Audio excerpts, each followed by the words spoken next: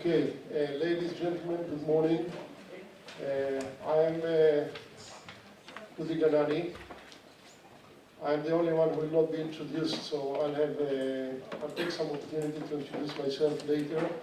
I have the privilege of moderating an exciting, actually the most exciting workshop that is going to take place this morning. I don't know about the rest of the day, but definitely this morning.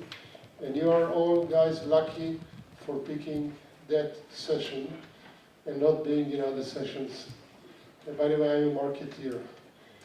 I used to be the vice president of marketing for Rafael, and then for several years the CEO of IMI, Israeli Military Industries, a few other defense-related companies, and now I work for an organization based in DC and in London by the name of EIS Council, which deals with preparing the world for catastrophic events, even worse than Harvey and Irma, and forcing decision makers to assume that September 11, which was a wake-up call, is something that we have to take seriously. And that's what we're going to be talking this morning. So just to release these distinguished panelists and allow them to go down and sit comfortably, and then I'll call them one by one. Let me introduce them. First is my old friend, Mr. Rami Efrati, who is the former head of the Civilian Department of Cyber Bureau in Israel. Rami is an expert in cyber technology strategic methods. Currently, he is very busy because he is the founder and CEO of Firmatis, which is providing holistic technological approach of the security of mission-critical infrastructure. Rami spent his first 28 years with the IDF as an intelligence officer, and then 18 more years in entrepreneurial activities and actually establishing the Bureau of Cybersecurity under the Prime Minister of Israel.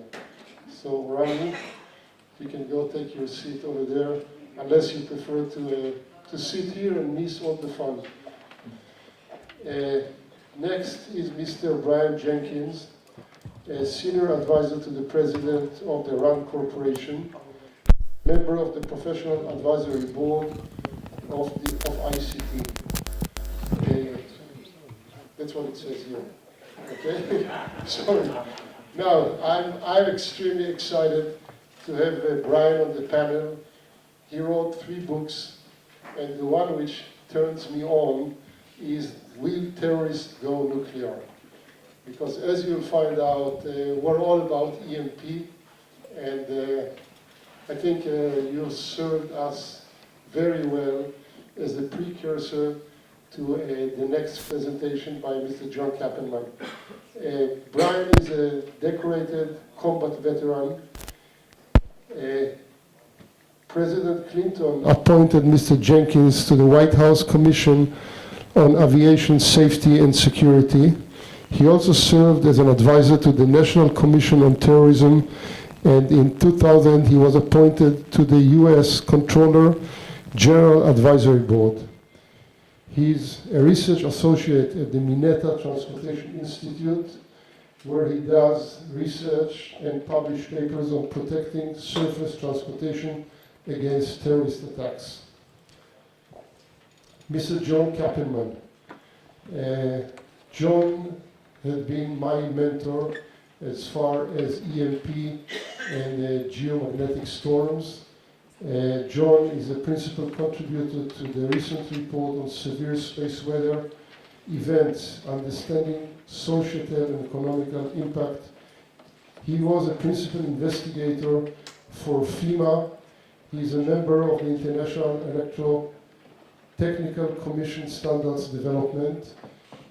John had done work in 5 different countries in the area of getting your grid resilient and prepared to face EMP threats and geomagnetic storms. He currently plays a major role in work that is being done with the Israeli electric company, trying to be the first national grid to take the holistic approach of this is the grid, and in case of an EMP event, we will be able to recover, and it's not going to take us a year or a year and a half. John, thank you for joining us today. Assistant Commissioner Alistair Sutherland. He joined the Metropolitan Police in London in 1986 and served in several operational roles. He was promoted to the commander in July 2014 and took on the role of Commander for Royalty, Diplomatic and Specialist Protection. He is currently one of a small number of nationally qualified counter-terrorism commanders and is co-director of the Counter-Terrorism Commanders Course. Commissioner, thank you for joining us on that panel. I actually heard you in the past at IDC and was quite impressed. Danny Lacker, Mr. Water Security and Emergency in Israel. Danny was born in the US. I don't know why you have it here, and a lot of people were born in the US. But the more exciting part is that he was raised in a kibbutz. And that means a lot in Israel. He holds a master's degree in political science from Bar-Ilan University, and he heads the Water Security and Emergency Division in Israel's Water Authority. I don't know, we're all aware of the fact that water is a rare commodity, is not a rare commodity, but an essential commodity. I mean, we can live 3 weeks with no food. We can't do more than 3 days with no water. And a lot of wars and conflicts around the world, going back thousands of years in history, were fought over water. And Danny takes his job very seriously. During his military service, he served in the Combat Engineering Corps and is currently an active reserve officer with the rank of Lieutenant Colonel. Danny, and Danny is very busy. Over the last 2 days, we have a very, very, very big international water conference in Israel that happens every year or around that time of the year. So we're lucky to have him now for 3 hours. Last but not least, Gili Shenar. Gili is an expert in emergency and disaster response assessment and planning in the multi-agency, multidisciplinary operational report. He's also an expert in risk and crisis communication. He's a teacher and academic coordinator at the Tel Aviv University, as well as an ICT research associate. Gili is a retired colonel from the IDF and Home Front Command with 30 years experience, and he heads right now several key positions, such as he headed positions while at the IDF, Doctor in Development R&D, Senior Advisor to the IDF Home Front Command, and he is a very known figure on Israeli television, being one of the 3 official spokespersons of the Home Front Command in cases of conflicts, crisis, or anything of national emergency situation. Thank you for joining us, Gili. And I took 15 minutes, but believe me, I saved 20 by making that brief introduction. Now, with your permission, I'd like all of us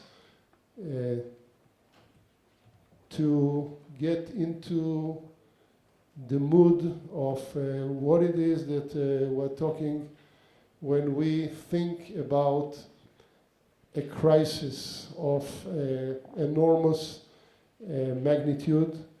I'd like to share with you a 2-minute video which the ICE Council used as an opening piece in our 8th summit that happened this summer in DC. But in order to do a good job, I need you to turn off the lights.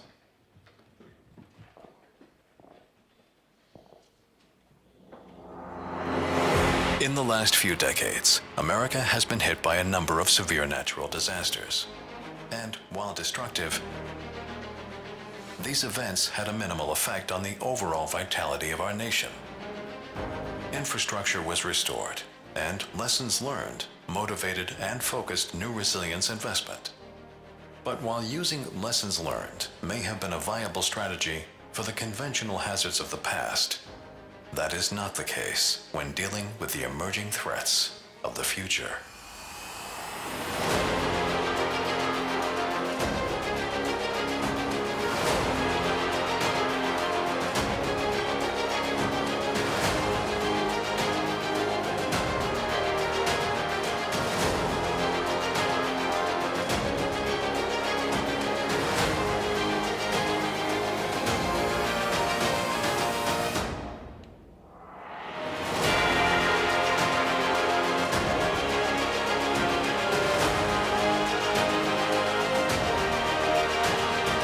After a subcontinent-scale power grid collapse, lifeline infrastructures would shut down and could only be restored once the grid is repaired. An extended gap in lifeline infrastructure operation on this kind of geographic scale is a threat to national continuity. That's why when it comes to black sky hazards, resilience investment cannot wait for lessons learned. It must be put in place now using lessons imagined.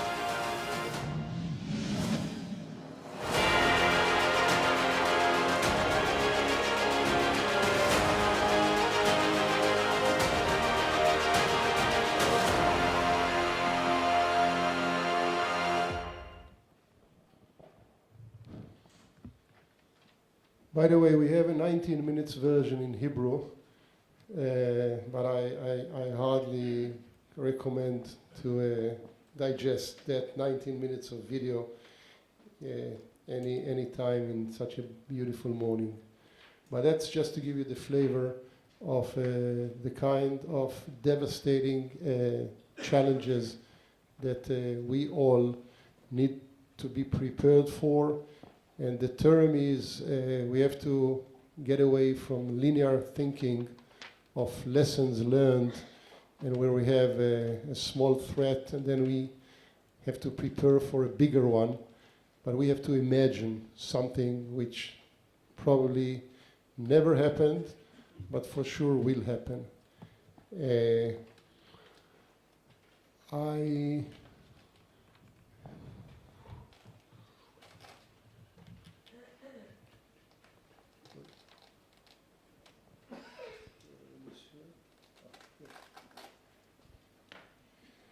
Okay, when we talk about critical infrastructures, we have in mind actually 3 elements in our society, which is the grid, water and wastewater, and communication. All 3 are the backbone of our life, and they are critical because these are the bloodline of modern society. Just imagine one afternoon with no mobile, and then extrapolate that to 3 days, 3 weeks, 3 months with no electricity.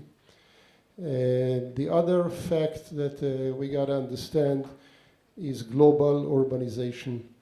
In the year 1950, 30% of the population, which was 750 million people, lived in major cities. In 2014, the number was already close to 4 billion people, people lived in major urban areas, and in 2040, that number is going to increase to 7.3 billion people. And terrorists know those figures, and that's why major cities are being ideal targets for any malicious act.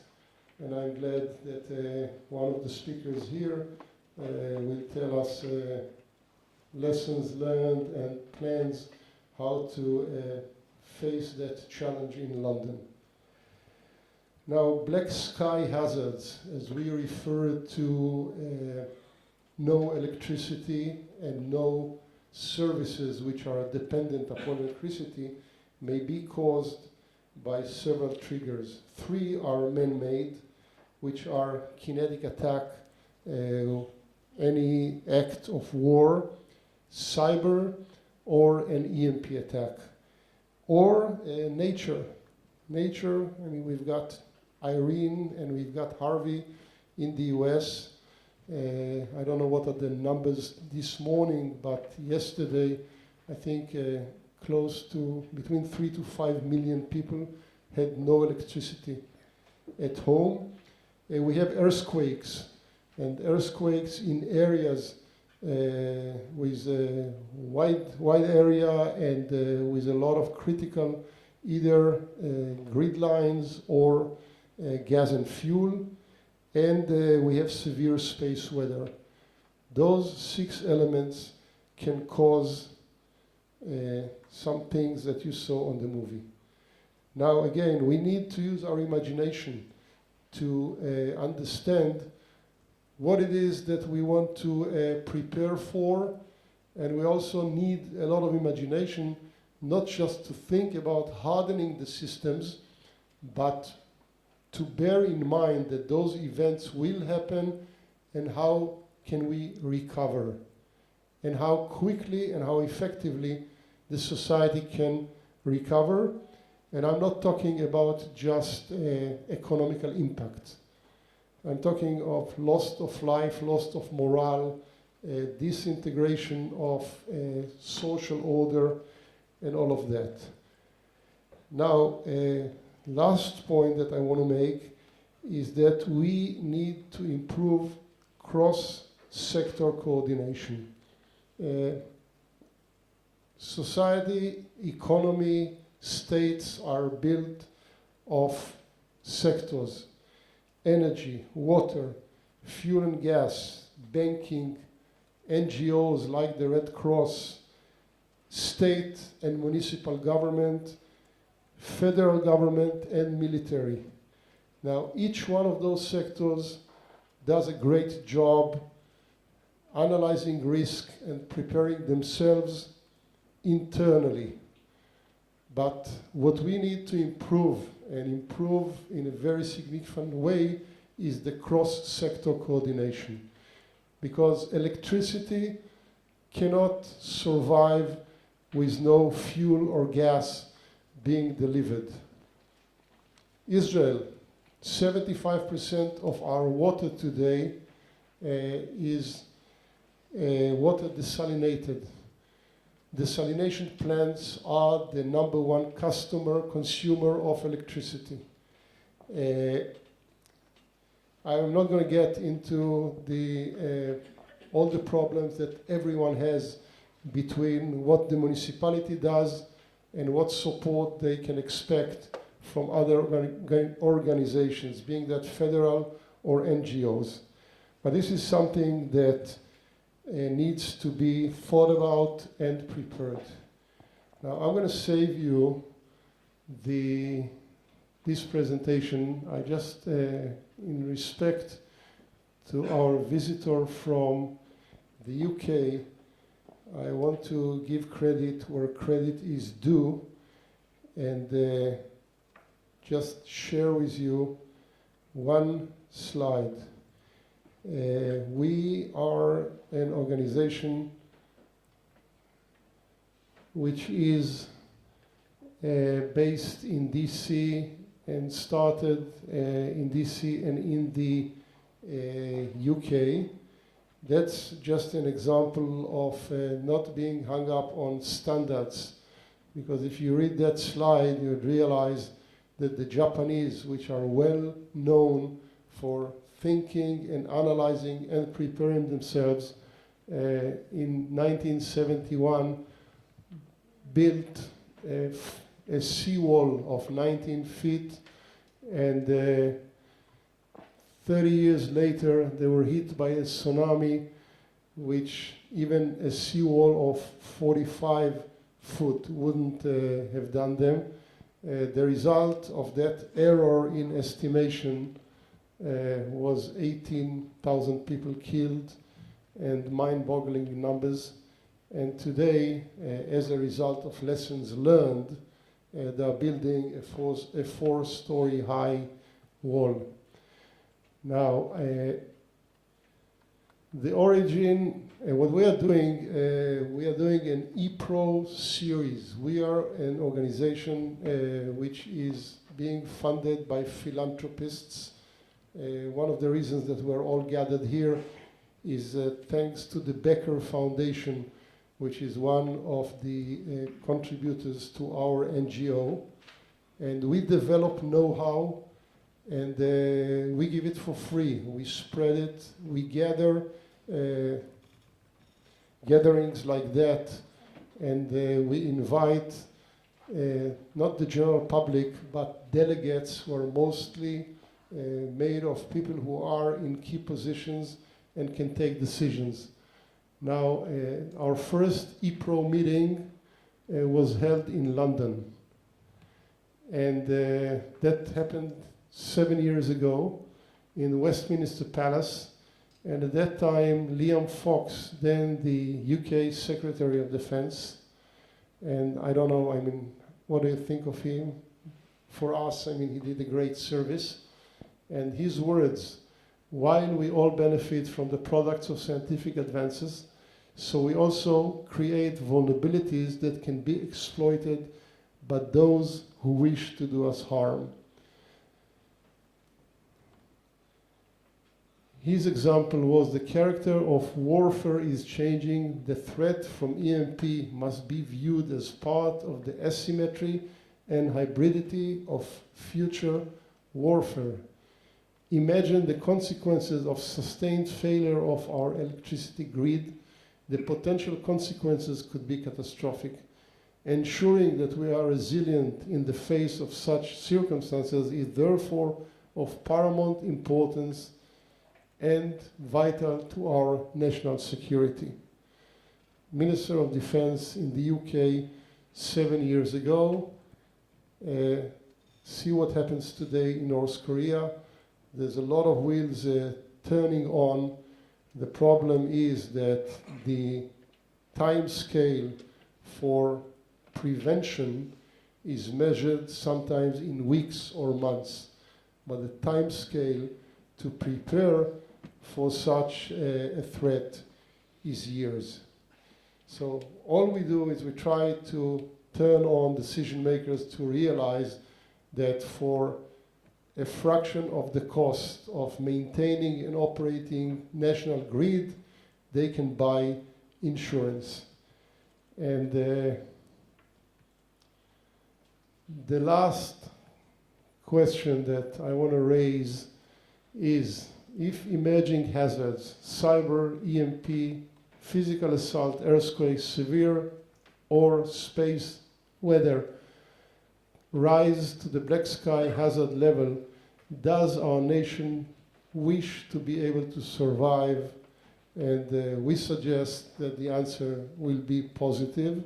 And in order for the answer to be positive, actions need to be taken today.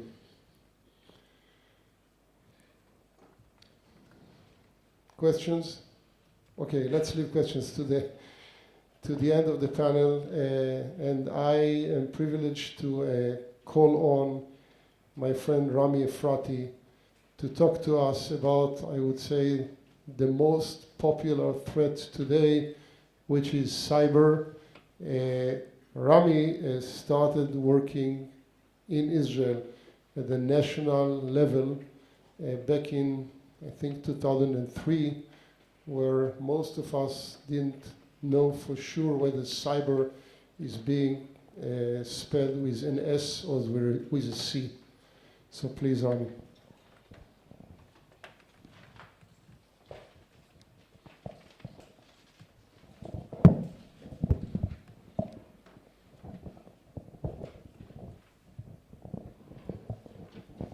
Thank you very much, Dr. Ganani. Good morning, ladies and gentlemen. What a beautiful way to start a morning by understanding that if we are going to survive a physical attack, then we still have another choice to be attacked by cyber, and if not, there is the EMP. So let's be very positive while we are looking at these things, speaking about cyber. Some words about the Israeli way that dealing with cyber. Israel is one of the most attacked countries in the world. It started in 1997, exactly when the Israeli government was established, and everybody started to attack our URL in order to take it down, because it is like a symbol. When you take down the Israeli URL called e-government or Tehillah in Hebrew, that's a symbol. Nothing is working. Exactly at that days, and a little bit later, some of you, I look at your age, I believe most of you have seen it, came 3 movies to the market. Die Hard 1, 2, and 3. So some of the people in the Israeli Shin Bet, which is the most advanced Israeli internal security agency, looked at that movie and said, well, it can happen. If you remember well, they made some hacking. They also tried to change the altitude of the runways of the planes in order to make accidents, etc. And in Israel, and this is very important to say, we are taking every threat very, very seriously. And some of the people in the Israeli Shin Bet, which is the main organization dealing with anti-terrorism, came to their management and later to this government of the State of Israel and said, listen, it is today in the movie, but maybe it is also today in our computers. And exactly in 2003, a new organization was established in Israel called NISA, National Information Security Authority, for the Israeli guys, REM, Rashut Le'Avtacha Mamlachtit. And this organization was acting as a real regulator to make sure that whatever was identified at that time as critical infrastructure would be secured as much as possible. Another issue about Israel, not every water company, not every electrical company considered to be critical infrastructure. This is something of importance, because if you are going to say that every new company is considered to be critical infrastructure, you cannot work. And from 2003 till today, Israel and the critical infrastructure, which at that time were not published, it is published these days, like the blood bank, like the water company, like the electric company, and the train company, etc. They were regulated by this organization called NISA, and they had to do exactly as they were asked to do by this regulator. And although they were attacked many times, we didn't hear anything, not because they covered it up, but because nothing dramatically happened. Well, since 2003 till 2012, a lot of things happened in Israel. The country grew, the economical became much better, and one electric company was not enough. Also, one water company was not enough. So we started to privatize our business as well, and much more and many more companies came also to the market.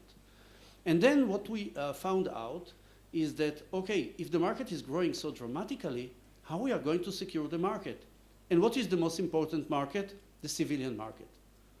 I'm coming from the Israeli intelligence, so the Israeli intelligence, the Israeli police, the Mossad, the Shin Bet, and some other are called the special organizations. They are regulating themselves. They have to be fully secure. They have to do the work. And let's believe, and I believe and I know, that they are doing the best that they can, and they are fine. But nobody was dealing at that time with the civilian sector. And the civilian sector is us.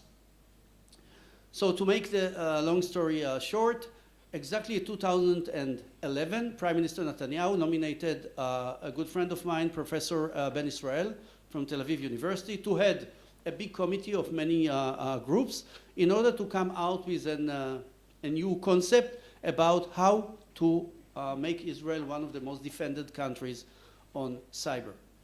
And exactly at January 1st, 2012, a new organization was established, Israeli National Cyber Bureau. This organization is the main organization to deal with cyber on the civilian sector.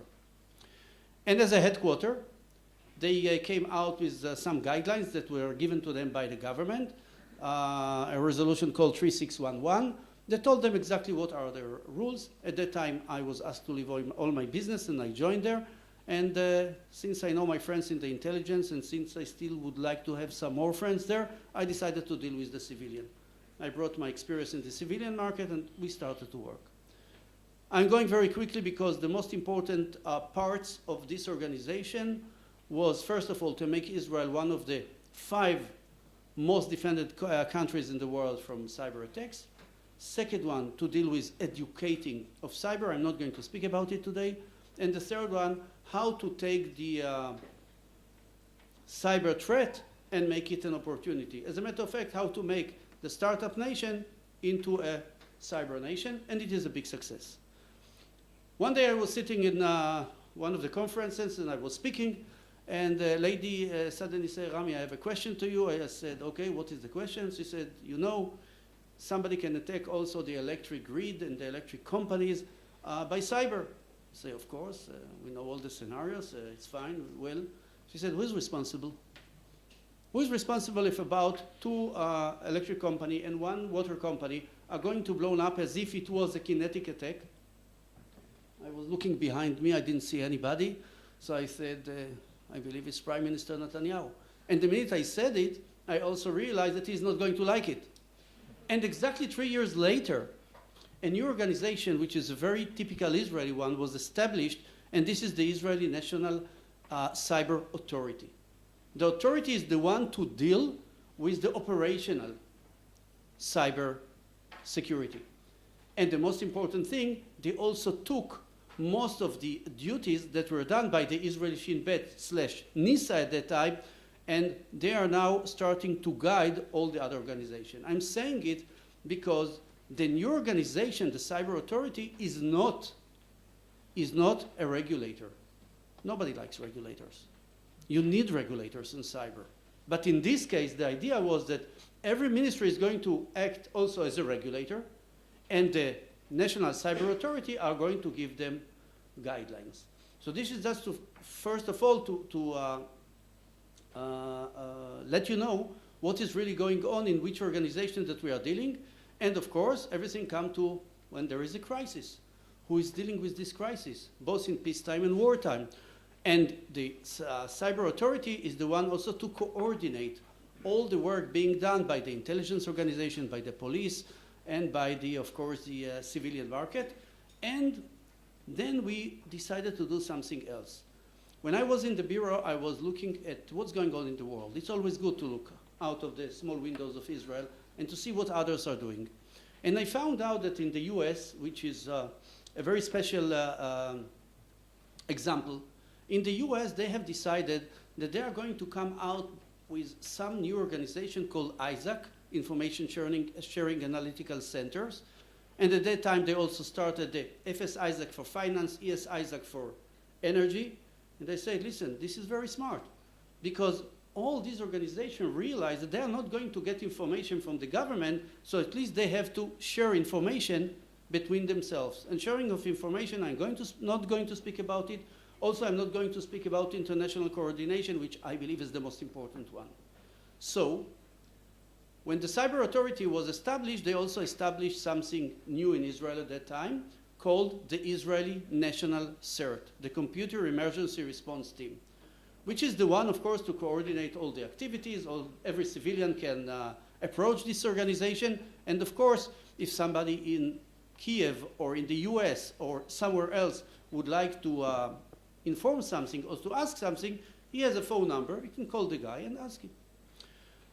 But in Israel, as usual, we try to do things in another way.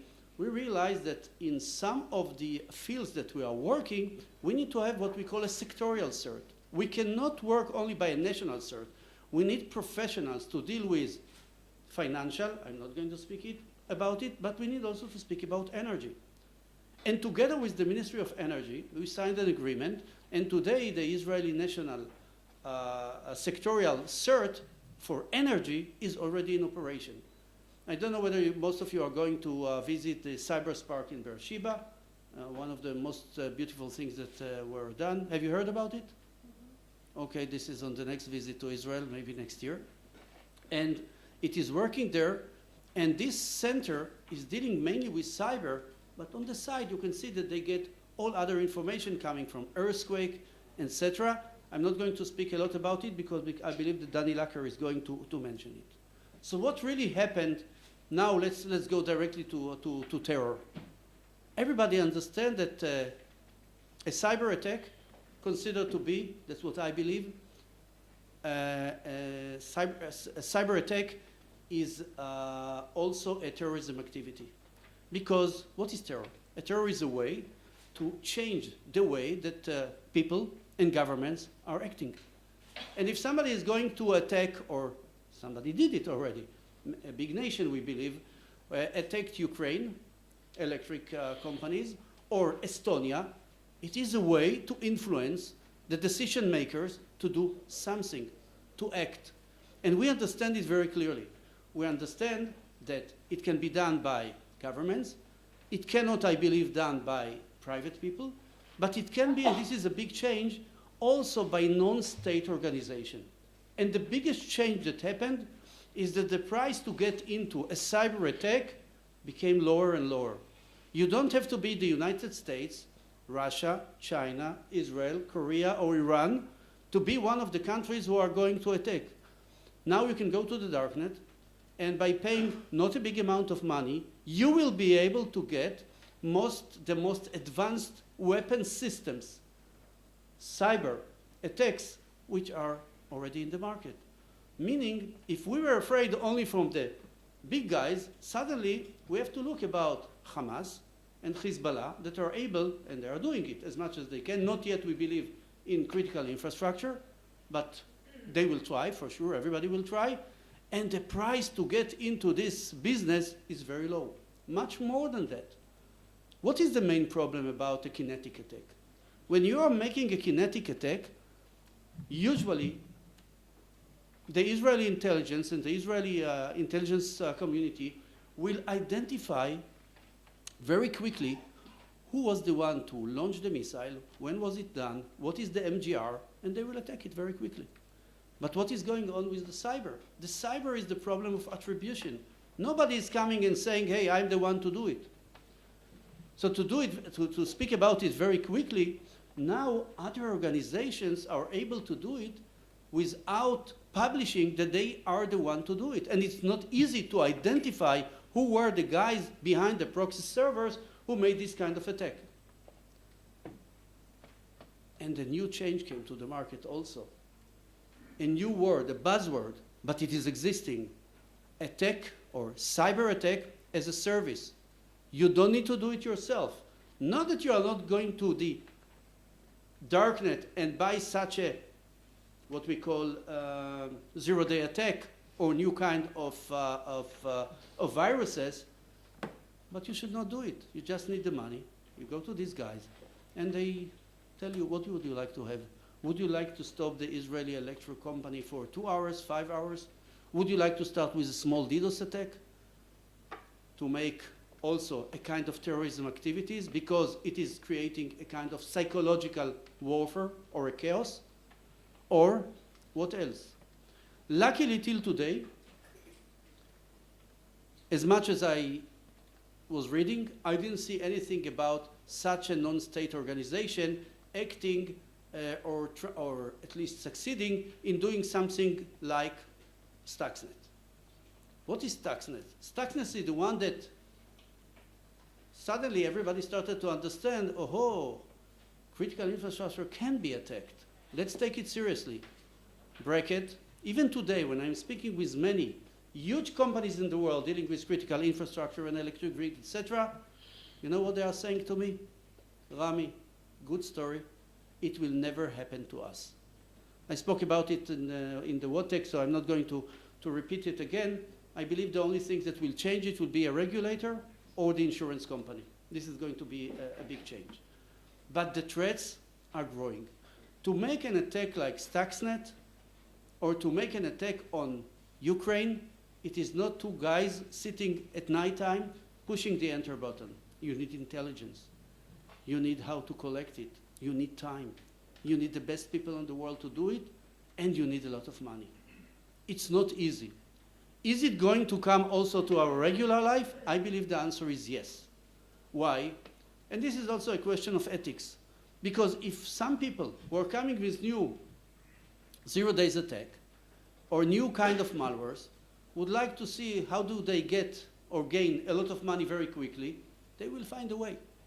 Unless we train them, not train them, we educated them to act in a way that they will not do it, or they come to their countries. What is the new things that we are seeing these days? I think this is the most important, because we understand that we are speaking critical infrastructure today. The subject is water and gas and oil. But what about the new autonomous vehicles? What about transportation? What about medical devices? I'm not going to tell you all the stories. You just have to see Homeland to understand how they killed the Vice President of the United States. It is not a movie anymore. It can happen. Because if you have a pacemaker and your doctor in Mount Sinai Hospital would like to monitor you because you are paying so much money that he has to do it, and you are having a Wi-Fi inside your body, you become a number. You become an IP. And if you are an IP, I can attack you. Why should I attack the whole CTI or MRI system in the place? So what are the new things? By the way, usually when I speak about cyber, I say that I have two messages. One is that cyber is going to grow more and more and more because it is going to be much more advanced and much more sophisticated and so. But on the other hand, and this is the second message, for those of us who are dealing with cybersecurity, it's a big business forever. It is just going to grow up. I'm not going to tell you all the stories about my microwave attacking my refrigerator because this is not the important one. But the hub in your house, that's the one that connects all the system together. If this is going to be hacked, this is going to change the world. Just to remind you, we had Mirai with all the, and I believe that in London you took care of this. Mirai is a system with the video and the cameras all over that were used as an attacker to attack us. And everybody is hearing today about, and this is a new thing that will affect also critical infrastructure, about WannaCry. We didn't want to cry, but everybody was crying. Because when we are speaking about WannaCry, they came to the hospitals. Yes, they were dealing with the files, but what can we say? Today, everybody who is still thinking that he has a separate network dealing only with the critical infrastructure, it's not existing anymore. IT is controlling the OT, and if somebody is going to, with WannaCry or Petya or non-Petya, just beautiful words, and he is going suddenly to tell the Israeli electric company, I'm not speaking about the water company because otherwise Dani Lacker will leave the room, and they are going to tell, listen, sir, $2 million or we are going to stop all the electricity to Birmingham. And if you're not going to pay, by the way, we are going to increase the amount of money, etc., etc. These are going to be our life. And if we still think that we need the best guys to do it, and the most sophisticated, and I said I'm not going to speak about education, and we will educate most of the people, we are going to face new attacks done by AI, artificial intelligence. The guy, the computer is sitting and looking what the attacker is doing. He's learning much more quickly. He is acting much more quickly. And the computers will start to attack. Of course, they will start also to defend. And I'm looking at a real game when the attacker computer and the security computer are trying to fight each other, but it's not laughing. We are going to have much more attacks, and most of these attacks are not going anymore to deal with files. They are going to manipulate our life.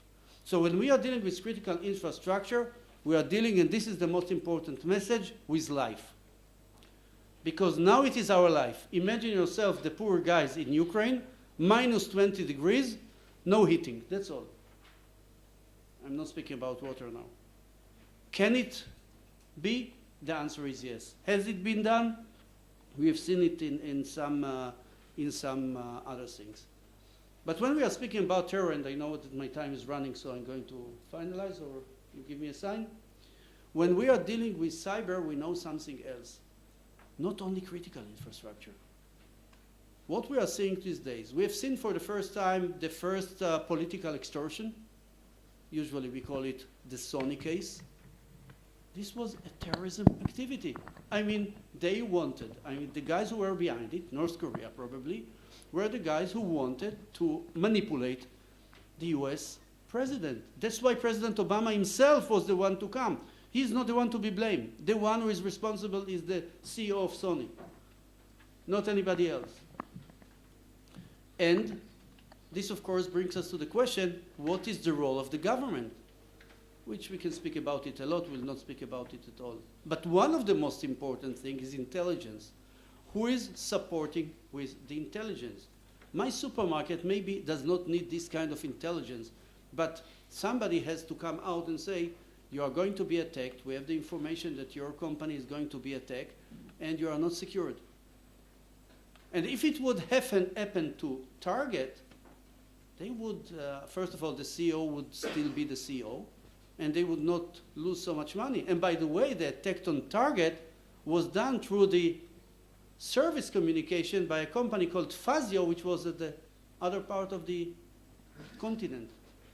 So we are going to find out very quickly that, first of all, we are going to face more and more activities on critical infrastructure. I still believe that it will be done by nations. So this brings us to the legal issue, which I'm not going to speak today, about digital borders, et cetera, and the Tallinn, et cetera, what's going on. But on the other hand, what are countries able to do in order to protect it? And one of the most important ways to secure our nations is to coordinate. International coordination is a must. Not only between CERTs, but between governments. That's why in Israel, both the Israeli National Cyber Bureau, which is called now the Directorate, both the authority, both the Ministry of Foreign Affairs, and the others are trying to work together and find ways, first of all, how to identify things that are happening, how to make the forensic, and how to update each other. Because if we are going to update each other quickly, we still have a chance that nothing will happen. The last thing is technology. Technology is changing. I spoke about AI. We'll see new kinds of attacks. We'll see much more robust kind of attacks. We'll see other channels that they are going to take it. And we need new technologies to defend ourselves from cyber attacks. New kind of technologies means not only detections, but also prevention. If you talk to guys who are dealing with cybersecurity and critical infrastructure, and you say, we are going to give you a solution how to defend it, you stop everything if you identify a malware, they will never accept it. Maybe they will accept it in the future. But new solutions, new technology, to first of all, to not only to detect, but also to prevent. And the other issue, when you are dealing with the new malwares, it's not anymore the virus. We are dealing with APTs, Advanced Persistent Threats, or what we call them Trojan horses. Most of the existing antivirus, even those who are very sophisticated, will not identify. That's what happened with Stuxnet as well. No antivirus identified it. So we need new technologies based, I believe, on whitelisting, not only blacklisting. If you want, I will elaborate it later, in order to secure ourselves and make sure that our critical infrastructure are secured. The last thing is regulations. Rami? Yes, we don't like regulations, but the government has to come out with regulation and enforce them. If you are not going to enforce them, you are going to lose. Thank you very much.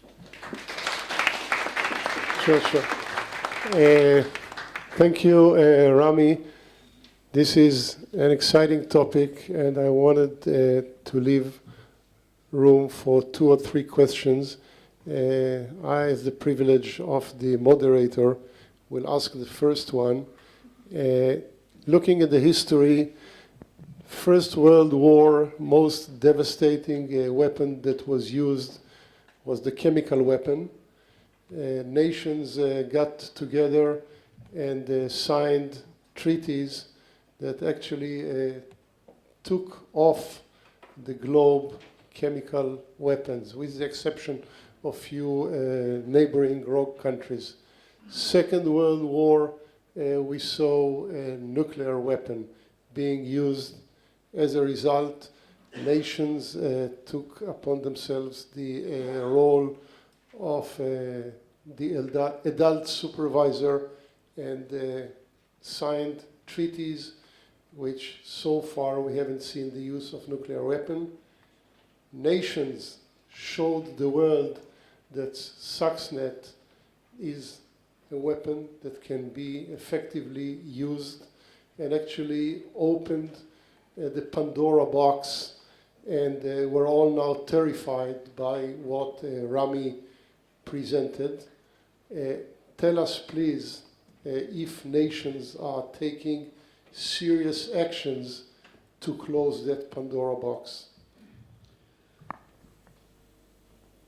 I can say 100% that 100% cannot be, can never be achieved when we speak about cybersecurity. Why? Because first of all, technology is being changed. Also, new kind of attacks are coming.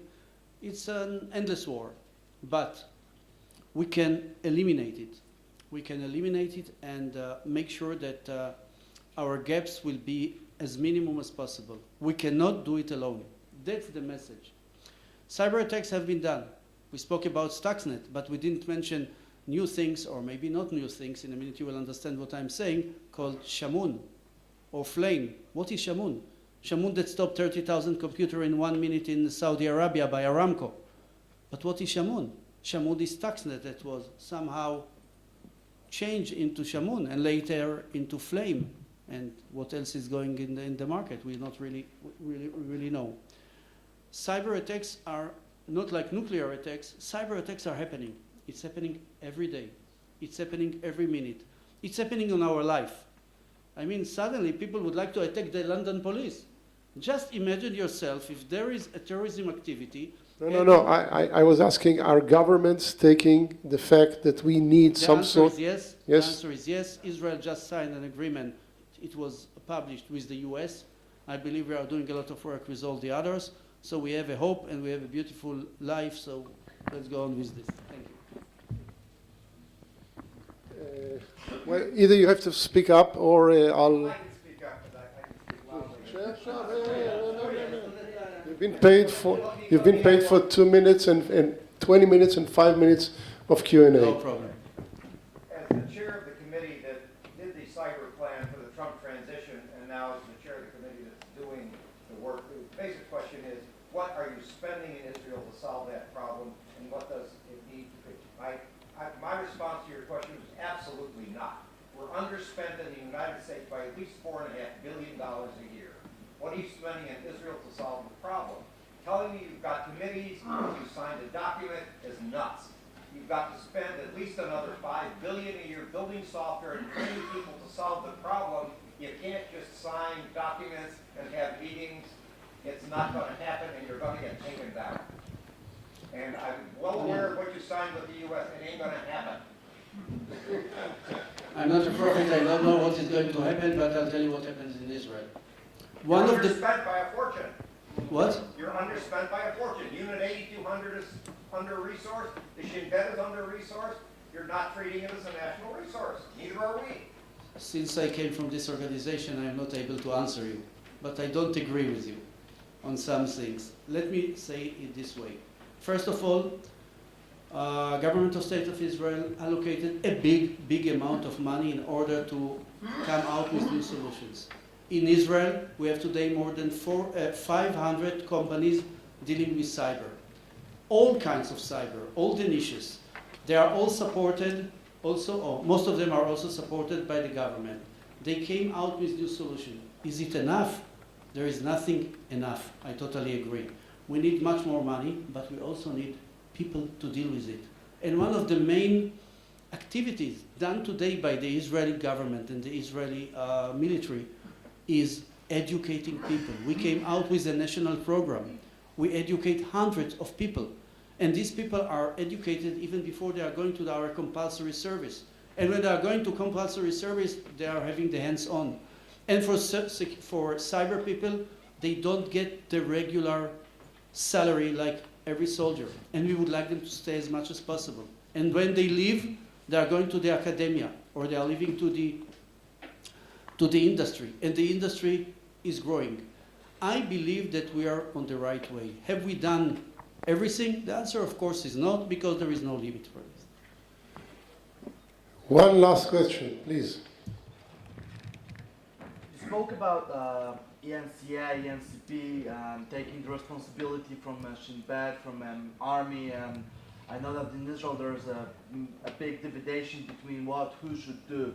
Is this dividing who should do which thing is not making a possible threat harder to solve and to secure the state? I mean, the bureaucracy, sharing information, isn't it should be like in one state there's one organization, like you have intelligence, counterintelligence, so there should be one place that is dealing only with this case, the cyber threats, and they create a strategy, solutions, programs.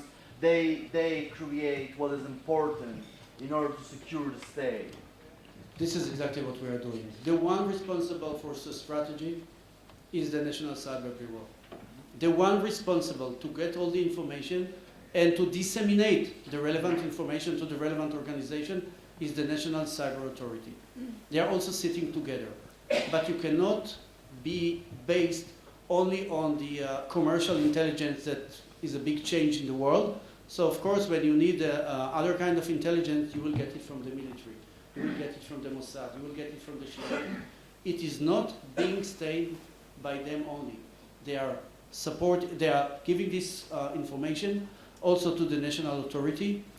And of course, we keep our resources as much as we can, and we know how to deal with it. But nobody is holding his sources and his intelligence in his heart only. They disseminate it, and the one who is responsible, the National Cyber Authority.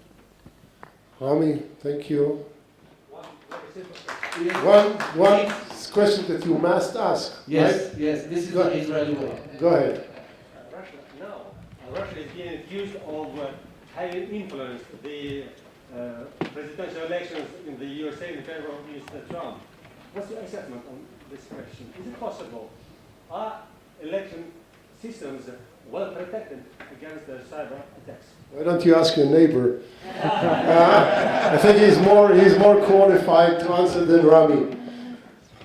I'll answer you. First of all, it is possible.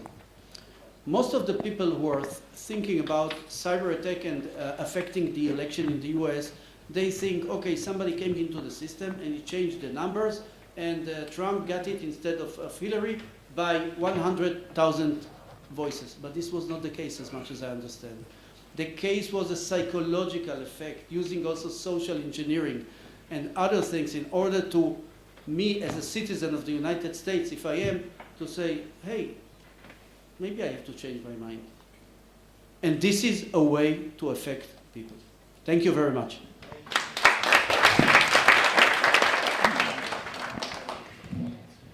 Mr. Brian Jenkins, will terrorism go nuclear?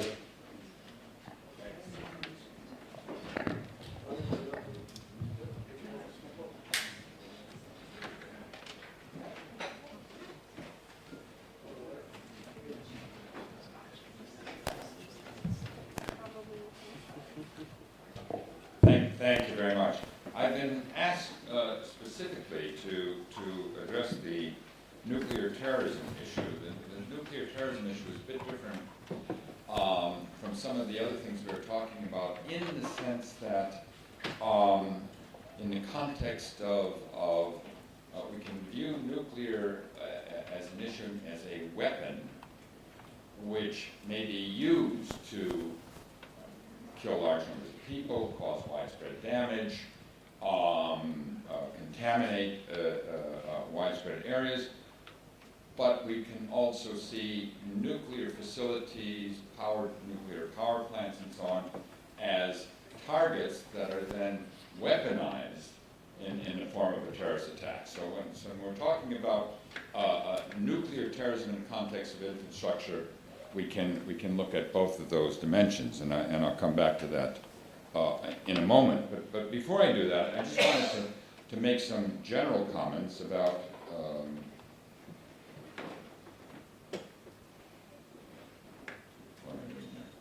there we go. I just wanted to make some general comments about the nature of what we've seen thus far in terms of terrorist attacks on infrastructure. When I say terrorist attacks here, I'm talking about physical attacks. I'm not talking about cyber. Generally, terrorists have attacked soft targets, that is with little or no security. In most cases, using relatively primitive weapons as opposed to very sophisticated weapons. Historically, most of these attacks were symbolic, that is, aimed primarily at calling attention to the terrorist organization and their cause. In more recent decades, this has changed, and they have been aimed at producing high body counts. When we look for terrorist attacks on infrastructure, physical attacks, that represents only a small percentage of the total volume of terrorist activity. So terrorism is primarily directed at people or at doing things that will call attention. Within those attacks on infrastructure, terrorists have rarely attacked robust targets, dams, major bridges. I mean, these come up in some of their fantasies and some of their thinking. I mean, they talk about these things, but we really haven't seen significant attempts to go after major robust targets. What we have seen are a lot of small-scale physical attacks directed primarily against lines that are difficult to protect, so pipelines, railroad lines, power transmission lines. These are things that can be interrupted relatively easily by groups with very limited capacity. The disruption caused by these attacks is fairly limited. When we do see these attacks, most of them occur in remote areas, and most of the attacks historically have occurred in countries where there are ongoing guerrilla wars, civil wars, or significant terrorist campaigns, and are aimed at economic disruption. For example, a campaign by the guerrillas in either El Salvador or Colombia to disrupt transportation or to cut for example, the El Cano pipeline in Colombia in order to cause economic difficulty for the government. Beyond guerrillas using this as a form of economic warfare, we also have some examples where eco-terrorists were involved, and even some cases where those motivated by anti-nuclear sentiments engaged in physical sabotage, but rarely at the nuclear facility itself, in many cases at trains going in and out of nuclear plants or power lines supplying backup power to nuclear plants. These attacks have involved very, very few fatalities, and as I say, the disruption has been relatively modest. So that's one end of the scale. Now, when we turn the page, nuclear terrorism obviously is at the other end of the scale. So we're talking about something for which we don't have a rich historical basis, and we're going to have to make, in a sense, an extrapolation, a leap into imagining what might happen in the future. And as I say, there are several scenarios that are on offer.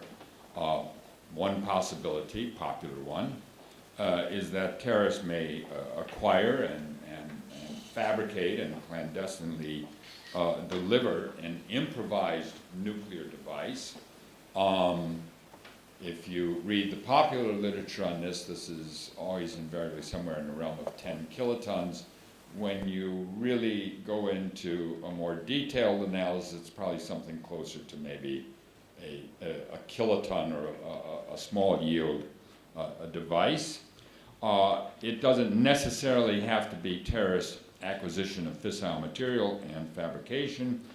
We could see scenarios in which, and these are also popular scenarios, where a rogue state equips a terrorist organization with a nuclear weapon. And again, one of the ones that is discussed, if Iran had nuclear weapons, would it in fact give them to Hezbollah or to some other terrorist organization and use this as a way of carrying out a deniable attack? Now, this gets us into complex scenarios about decision-making of states, whether they're willing to mortgage their future survival and put it in the hands of terrorist groups, but nonetheless, there's a range of scenarios in there. The next one we come to probably is more feasible and therefore more plausible, and that is the dispersal of radioactive material, frequently referred to as a so-called dirty bomb. And here again, the scenarios range all the way from a relatively small device with a small quantity of material that is readily accessible through from commercial sources, so something that might be used at hospitals or in food processing, small quantities of radioactive cobalt or things of this sort. And we're talking about very tiny, I mean, we're talking about tiny amounts and connected with explosives. Most of the scenarios, when you look at this, the casualties would come from the conventional explosion, not the radioactivity, but the radioactivity adds an element of terror. That is, it is a psychological weapon that would have effect. In order to come up with something that would be more effective, we would be talking about vast quantities of radioactive material and an effective means of dispersing those. Another scenario that is often discussed is the physical sabotage or takeover of a nuclear facility by terrorists. An armed group comes in and takes over a power plant, a nuclear reactor, and then threatens to disrupt it and cause a meltdown and a nuclear release. Now, all of these are scenarios you can find at the airports, endless novels that discuss these in great detail. You can find these as scenarios discussed in more serious forms at the nuclear labs and so on. None of them have occurred. Yeah, that's an important thing. By the way, since somebody said yet here, thank you. In the course of writing my book, I asked the question, because people say, well, can we make a probabilistic statement about this? And so I asked what I thought was an expert audience, that is individuals at Los Alamos, at Sandia, at Livermore Labs, at their counterparts in Europe, a single question: what do you estimate the probability of terrorists detonating a nuclear device in the next 10 years? The answers range from 1, virtual certainty, not if but when, to 1 in 10 million. What was interesting about the answers is that there was no distribution curve. This was flat right across the board. Now we can still count to the middle of even a flat set of responses, and the median came to about 10%. At any rate, however, as I say, these things haven't happened, but we're certainly devoting a great more attention to these, and there's a reason for that. And clearly in the United States, but beyond the United States, is that the 9/11 event was simply not a major terrorist catastrophe, but it fundamentally altered our perceptions of plausibility. And that is that scenarios that had been dismissed or would have been dismissed as far-fetched, the stuff of novels and Hollywood, the day before 9/11, the day after 9/11 became operative presumptions. And we did get into the famous phrase of not if, but when. And what was interesting about this is that extrapolation on the basis of looking at casualties. If we looked at historically, the worst incidents of terrorism in the 1970s, when we saw the rise of international terrorism, in terms of fatalities, were in the tens. The worst incidents of terrorism in the 1980s were in the hundreds, and this became more common as we came through the 1980s and 1990s. On September 11th, we crossed into the thousands, and so we were looking at a regular order of magnitude increase, and therefore that led to projections that future terrorist incidents, 10 years, 20 years down the road, would be putting us in the realm of events with 10,000 or potentially even 100,000 casualties. And the only way we could ascend to those kinds of numbers in terms of weapons would be something either involving a biological weapon, some sort of contagious disease weapon, or nuclear weapons. So it was, now extrapolation as an analyst is a dangerous form of analysis, but nonetheless it was that projected that.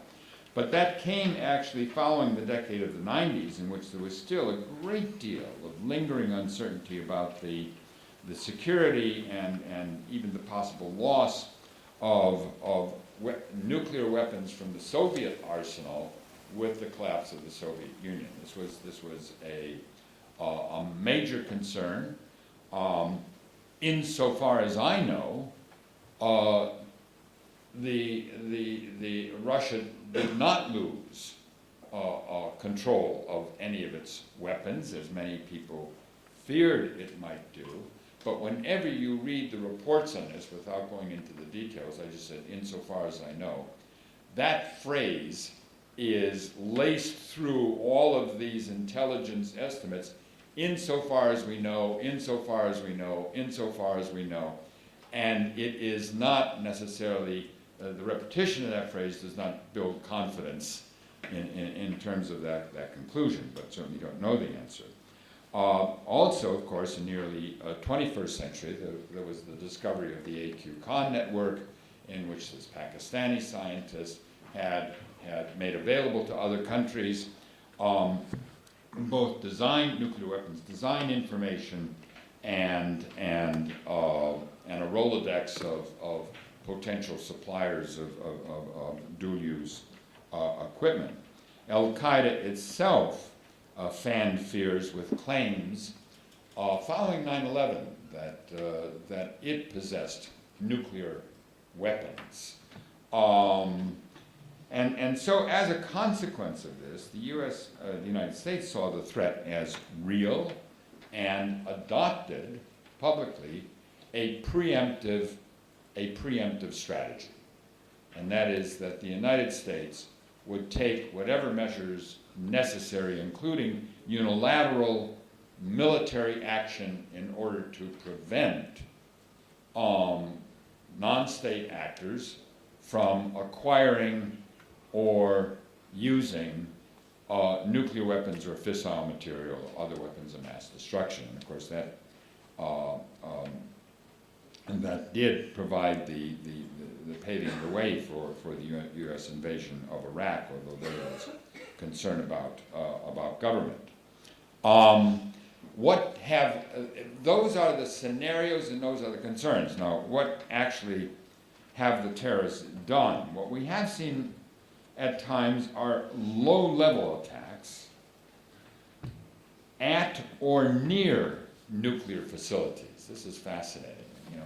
Terrorists set off a bomb near a nuclear reactor. Now, the nuclear reactor is never at peril, but it is the backdrop, the dramatic venue for getting the words terrorism and nuclear in the same first paragraph of a news story, because what terrorists are very good at is manipulating fear and alarm. That's where they, and so we've seen a number of those. We've seen attacks on nuclear construction sites, on nuclear personnel, and in some cases aimed at eliciting the support of anti-nuclear elements. That is, some terrorist organizations saw that as a potential constituency. In terms of concerted efforts by any terrorist organization to actually acquire nuclear weapons or fissile material, we have a few that have contemplated it, not seriously in a number of those cases. I mean, we had a member of the Red Army faction who, when asked in an underground interview by a reporter, what would the Baader-Meinhof gang do if you had a nuclear weapon? And he said, if we had a nuclear weapon, we could make the Chancellor of Germany dance atop his desk on national television. It's an adolescent response to a stupid question. It's not an indication of intent. Al-Qaeda did make a number of efforts to actually acquire nuclear material. It was the victim of a number of scams. It did not, famous phrase, insofar as we know, acquire fissile material. There were some diagrams and material found in Al-Qaeda hideouts, training camps in Afghanistan. These were examined by scientists, and what they proved was Al-Qaeda was interested, but they also proved that not only did they not have the theoretical knowledge, but the knowledge they had was completely wrong. So they were, that turned out to be less of a threat. Shinrikyo, we have even flimsier evidence of interest, but not much in the way of concrete steps. Nonetheless, even though Al-Qaeda leadership realized that it did not have and was unlikely to obtain weapons of mass destruction, nuclear and serious biological weapons, they made a decision that they would nonetheless continue to discuss these because it would alarm foes and excite their followers. So again, we see what the terrorists are doing is manipulating the fear, not necessarily initiating a Manhattan Project. We do have one case where the Chechen rebels during the Chechen War did acquire, again, a tiny quantity of radioactive material, packed it with explosives, put it into a container, buried it in Izmailovsky Park in the center of Moscow. Had they detonated it, they might have killed some squirrels, but they didn't, because it was better as a weapon of terror. They called a television station to come out and take a look at it, and the headline was, "Terrorist Nuclear Dispersal Device in the Heart of Moscow," which was the intended effect. Now, if, so generally, however, you know, a terrorist nuclear attack, if we were to posit for a moment that they had such a capability, is seen more as a concern about casualties, less as an infrastructure issue. In other words, it is believed in the scenarios that terrorists would use a nuclear device, if they possessed a nuclear device, in a way to cause mass casualties, mass displacements of populations, not necessarily to destroy, physically destroy infrastructure, although that certainly would be a potential consequence. The exception to this, it has already been mentioned, and I'm not going to go in depth to it for two reasons. One, someone else on the panel is going to talk about it. And number two, I'm right at the edge of my pasture in terms of technical knowledge, and that is an EMP. That is the use of a nuclear device to create an electromagnetic pulse that would disable power grids, electronics over a widespread area, essentially reducing society to a pre-industrial state. My understanding, and again, with the caveat that I'm a complete fraud. My degrees, by the way, are in fine arts as a painter, in history, and in humanities. And in Thucydides, we didn't get much into nuclear weapons.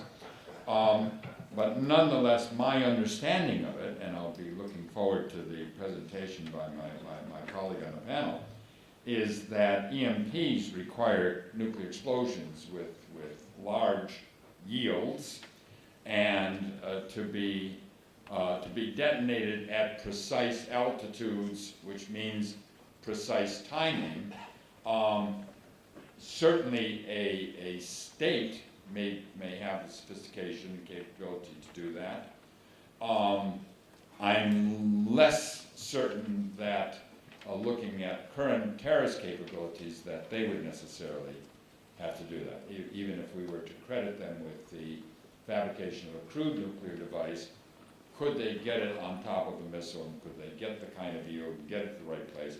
And there I have some skepticism. Now, let's take a different angle and look quickly at nuclear facilities as terrorist targets. This was a great concern. It really began in the 1980s with car bombs and truck bombs, and somebody said, well, what if they drive a truck bomb into a nuclear reactor? And that led to some additional defenses at nuclear power plants. And then the concern was, what about hijacked airliners? Not a new concern, I'll point out, because in 1972 in the United States, a criminal hijacker flying a plane over Tennessee shot the co-pilot and threatened to crash the plane into the nuclear facilities at Oak Ridge. And by the way, it was that event that led to 100% passenger screening in the United States.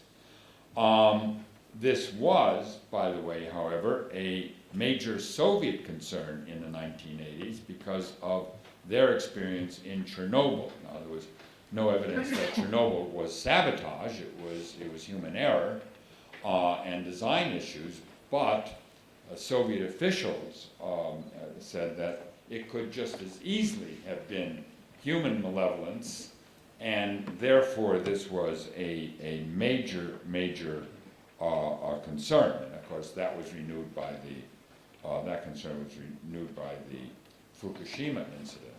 And so simply, you know, this is on our agenda again now. This is a recurring concern and a legitimately recurring concern, but our concern is driven now again by continuing worries about the security of nuclear arsenals in states that conceivably might be politically unstable. Pakistan is frequently mentioned here.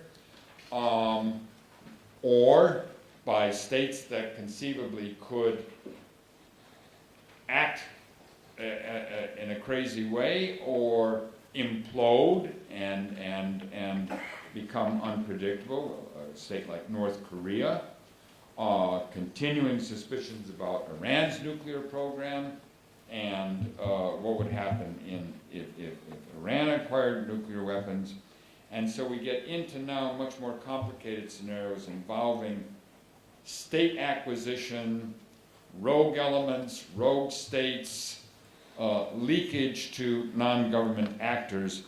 And then finally, just recently it was discovered after the terrorist campaign that we saw, this spate of events in France and Belgium, when those hideouts were uncovered, that terrorists were surveilling officials at a nuclear power plant, and indeed that some of the terrorists who had been identified had worked in low-level positions at nuclear facilities, and this raised the issue of the insiders. So this is very much on our agenda again, and I'll stop there and take any questions. Thank you. Thank you, Mr. Jenkins. I personally cannot sit in a classroom for more than 2 hours. So right after Mr. Kappensmann's presentation, we're going to have a 10 minutes break. But before I invite Mr. Kappensmann, we will take one question that Mr. Jenkins will entertain.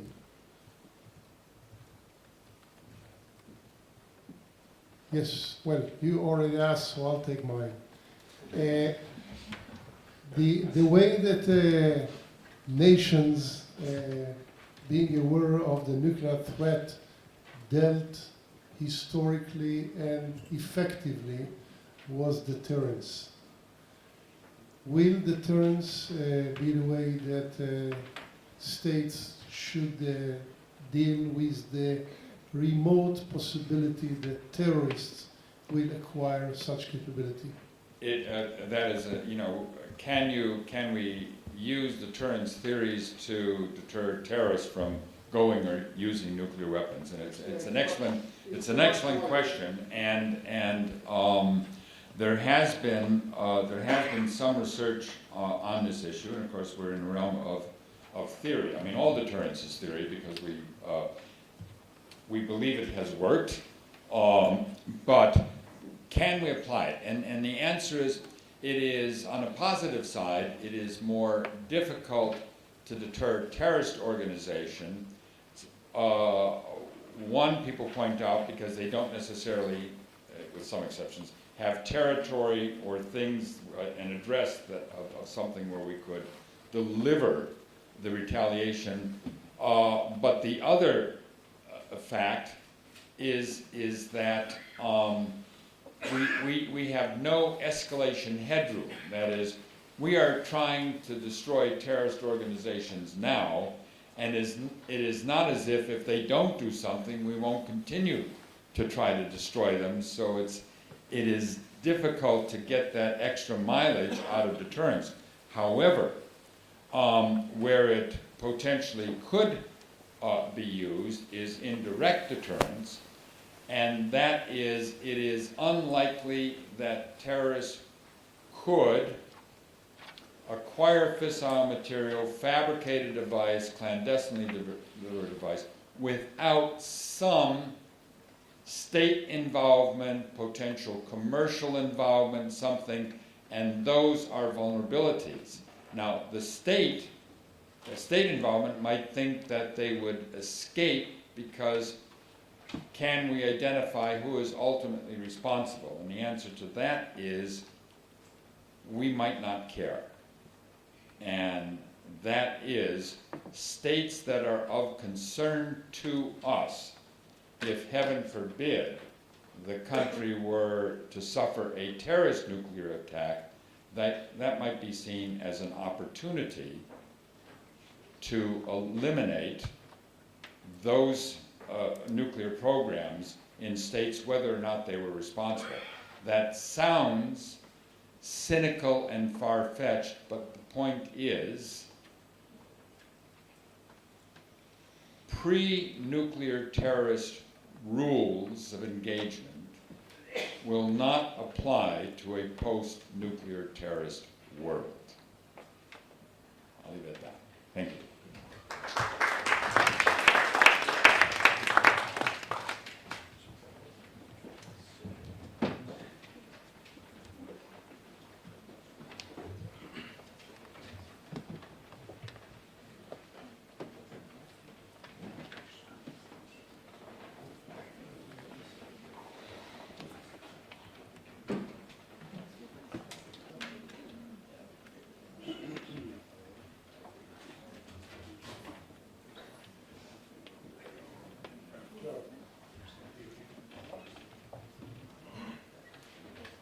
Good morning.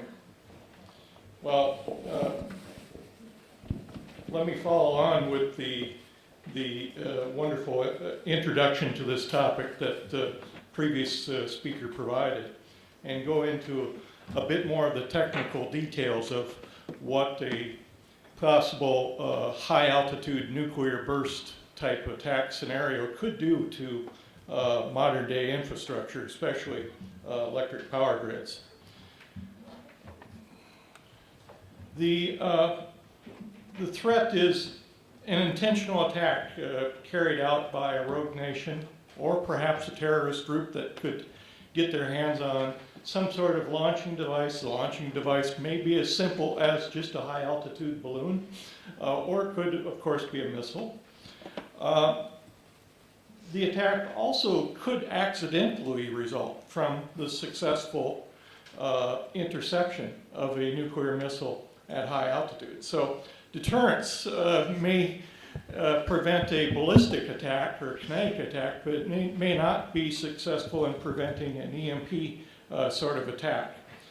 The pulses that are generated, and I'll go into more detail on a later slide, will of course have big footprints. The vulnerability is that, especially with the power grid, we've been building this power grid more and more vulnerable, very accidentally, over many decades. There is still no design code yet that takes this threat into consideration. We take a lot of other threats into consideration, but not an EMP sort of attack. The consequences are, we have to think as power supply as essential to our modern society. This is a lifeline sort of service. The loss of it has immediate consequences.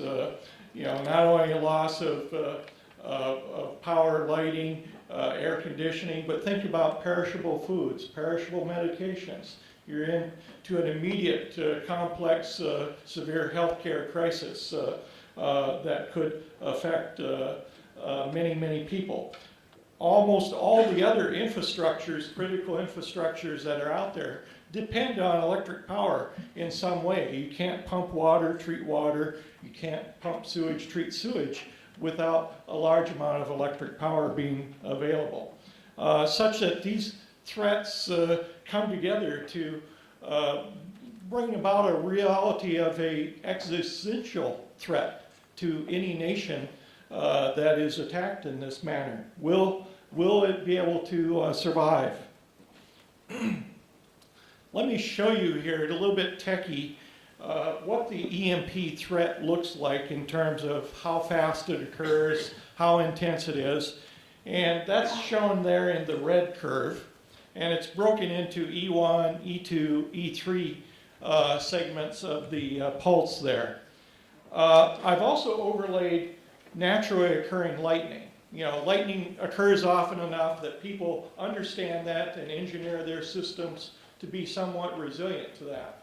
The problem is, if you've engineered lightning resilience into your infrastructure, that is not going to do you any good for E1 EMP resilience. It takes a different type of approach, a different layer of shielding and sophistication to protect against that, even though it's almost the same intensity. Lightning is also just a very discrete event. It happens in very limited spots, whereas an EMP attack is like a super lightning bolt that occurs over an entire nation.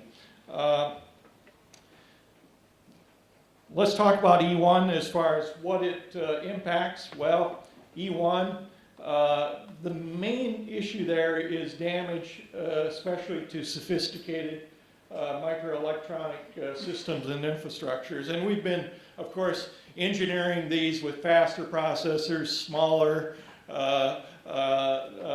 dimensions and so forth. And all of that, of course, works against resilience. They become more brittle and fail at even lower threat levels as a result of this engineering.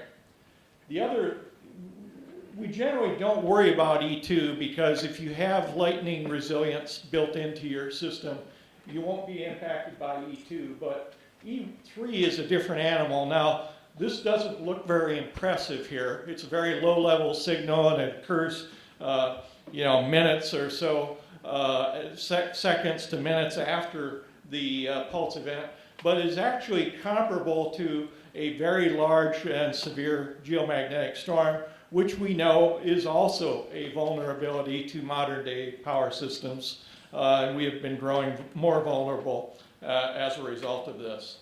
This just gives you an idea of the laydown of a severe EMP pulse that occurs. I did a lot of work with the EMP Commission. These, of course, have very large geographic footprints. Of course, that's impressive over the U.S. If you overlay that sort of environment over Israel, it not only covers all the country, but covers all the country with the most severe portions of the event as well. There's another non-nuclear type of electromagnetic attack that can occur. We call it intentional electromagnetic interference. And these are just high-power electromagnetic weapons. You can think of it, let's say someone acquired a surplus military radar, loaded it into the back of a small truck or van, drove it up to a facility, he could attack that facility. We can shrink that device down to something on the size of a briefcase or a package that is either carried into or delivered to the facility that's trying to be targeted. Now, these events are very localized events. That doesn't prevent an attacker from carrying out multiple coordinated sort of attacks of this type if he's targeting a number of facilities with the idea to bring down a portion of the electric grid or something like that.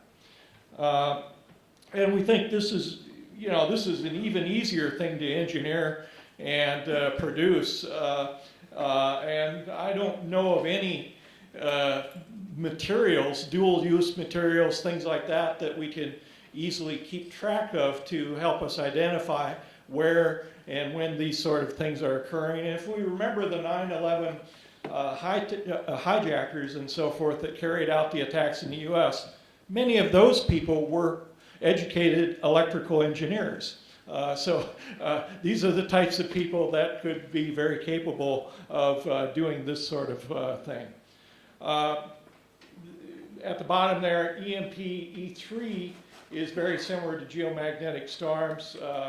And we know from our experience with geomagnetic storms how vulnerable our power grid is there.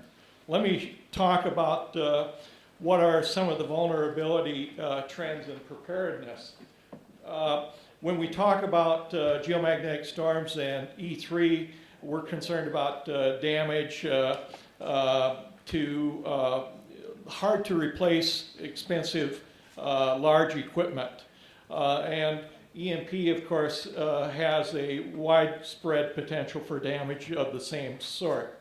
Here we're talking about transformers, large generators and circuit breakers have even become of a level of concern and so forth. And these are devices that are manufactured in very limited quantities worldwide. You're generally looking at queue times in normal market conditions rather than crisis market conditions that can stretch to 2 years for replacement of some of these facilities. So widespread damage would bring immediate concerns of lengthy restoration. And if we've learned anything from geomagnetic storms is that we tend to learn new aspects of the threat with each and every major storm that occurs. Failures that I hadn't anticipated 20 years ago occurring, we're now seeing occur, and so forth. Here's an example of a large transformer failure. This is like a $20 million apparatus, one phase of a 345 kV transformer at a nuclear plant in New Jersey that was damaged by just this one storm that occurred in March 1989. When I looked at historically large storms, we think that there is a potential for storms that could be on the order of almost a factor of 10 larger than the storm that caused this particular transformer failure. When I studied the vulnerability of the US grid to both EMP and severe geomagnetic storms, we modeled in detail the electric power grid. And what I'm showing you here, all these red and green dots are the affected transformers. The larger that dot is, the more it is being influenced by the E3 event. Larger induced currents that are flowing into it and have the potential to damage that transformer at that dot location. And when we look at this, we're looking at something that can be on the order of 1,600 of these large EHV transformers that can be damaged with this one event. And the worldwide manufacturing capability is on the order of only a few hundred of these transformers per year in today's marketplace. And again, there would be widespread disruption to the marketplace and ability to rapidly restore from that large scale of damage. The same sort of analysis I've begun to carry out in Israel, and of course it has similar sort of potential for those sort of consequences here on a much smaller system. Let's talk a little bit about the E1 pulse. This is an unclassified slide that I have for you. And note, it's only a 25 kiloton device. It's not a very big device. This is on the order of a little bit larger than a Hiroshima scale sort of device. It's, and not necessarily thermonuclear, but just a fission device.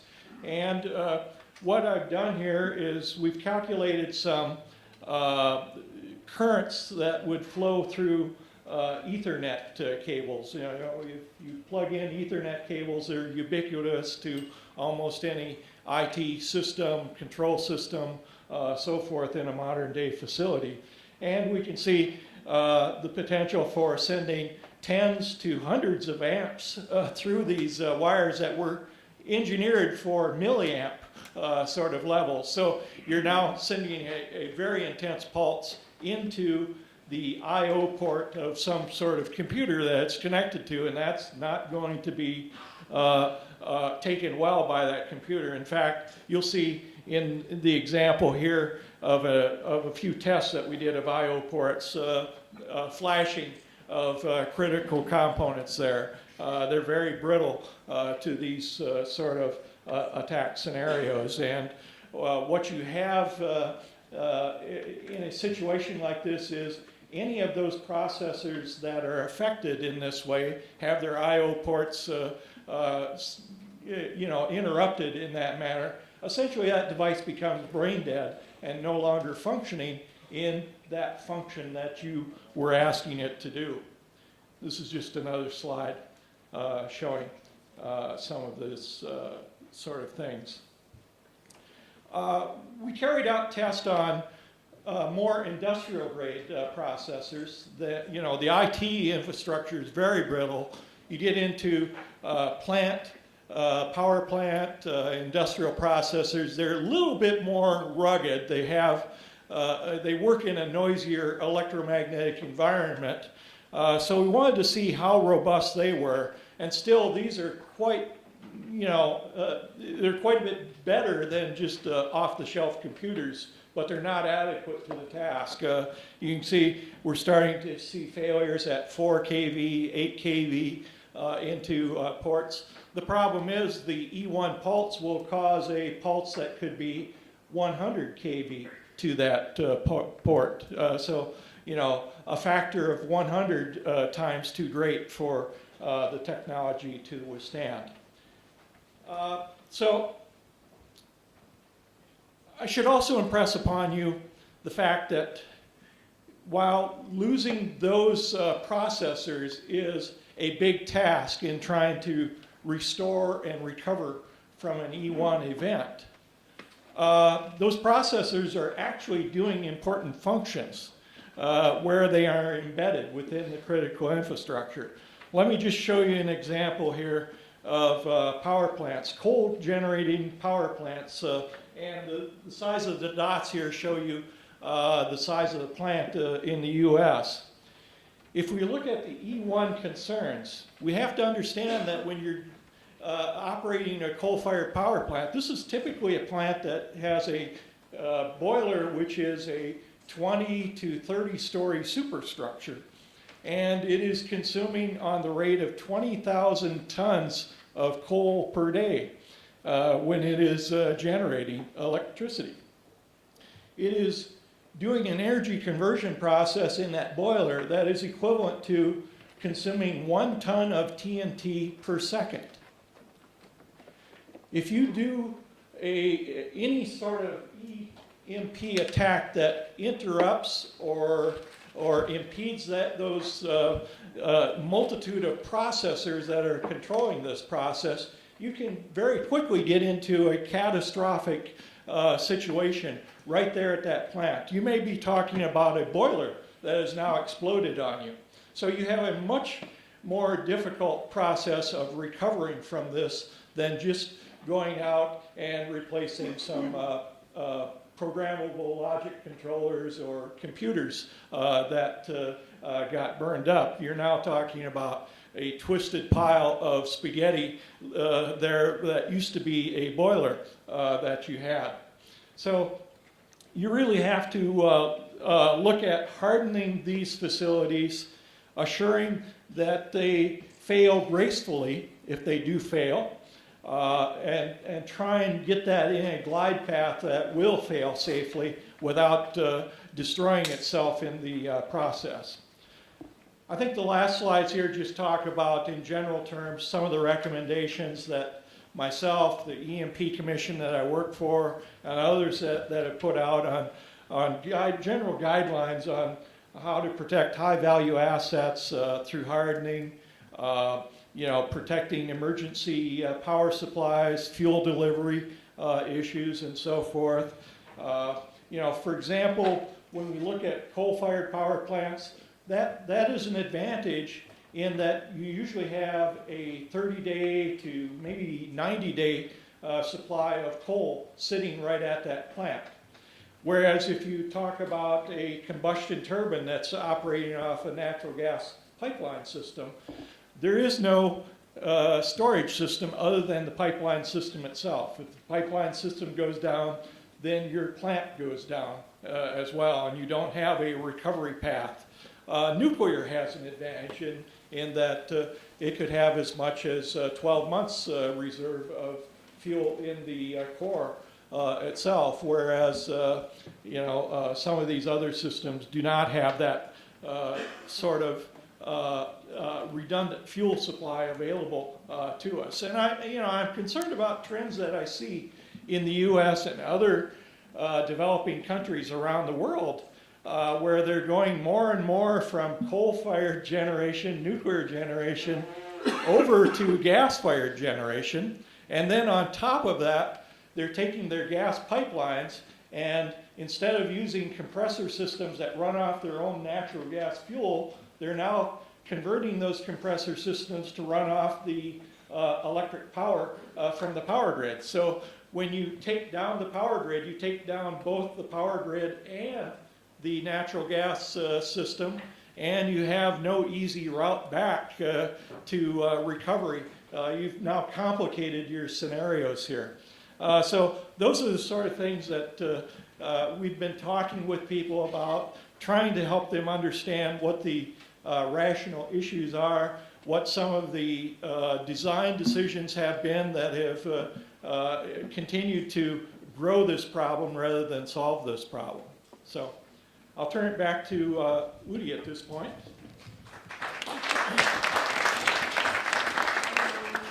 John, thank you very much. I'm very, very glad that you're on our side, and I'm very, very glad also to share with you the fact that our government and the Israeli Electric Company is taking John very, very seriously. I have a question. You've been part of the US EMP Commission. The scenario that you shared with us, that's the end of society. You guys have developed an estimate in terms of billions of dollars. What would be the cost of a minimal mediation measures in order to allow the US grid to go effectively through black start, initial black start?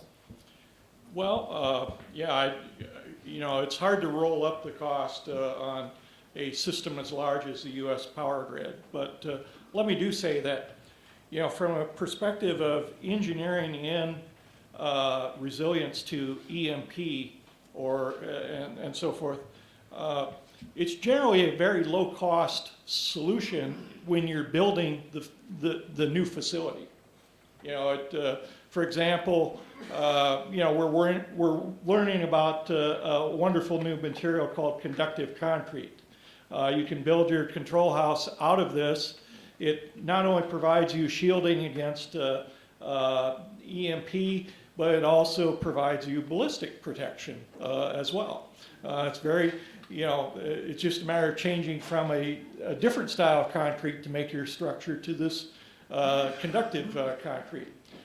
Same with other shielding and so forth. Retrofitting is a much more challenging problem into existing infrastructures. And we've talked about EMP hardening that could be done for E3 in the US on the order of a couple of $2 billion. That's certainly more than I have laying around. But in terms of the several $100 billion that have already been invested in the US power industry infrastructure, it's round-off error in their construction budgets. E1 hardening, I think we can do some things in limited fashion. It's very difficult to take everything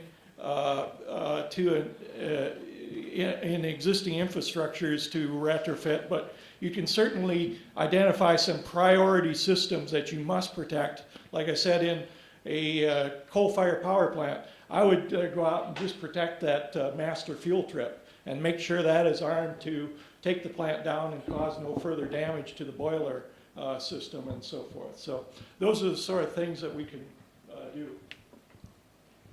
One question, Okay. please. I'm not really sure if you're in a position to answer this, but suppose the U.S. is attacked by a nuclear device and causes, it's an EMP high altitude attack from another state. Mm-hmm. How do you think the U.S. will respond? Will it be using traditional nuclear deterrence doctrine and retaliate by nuclear means, or do you think the U.S. will respond in a more calibrated manner? You know, I guess the response mechanisms, let me talk a little bit about response mechanisms that are probably already hardwired to occur, that being missile defense.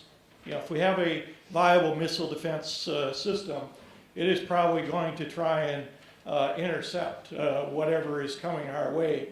And as I expressed at the outset of my presentation, that's not necessarily a comforting thing, because I don't know that a nation like North Korea is spending a lot of time worrying about nuclear triggering devices that are ultra safe against preventing a nuclear explosion if it gets intercepted.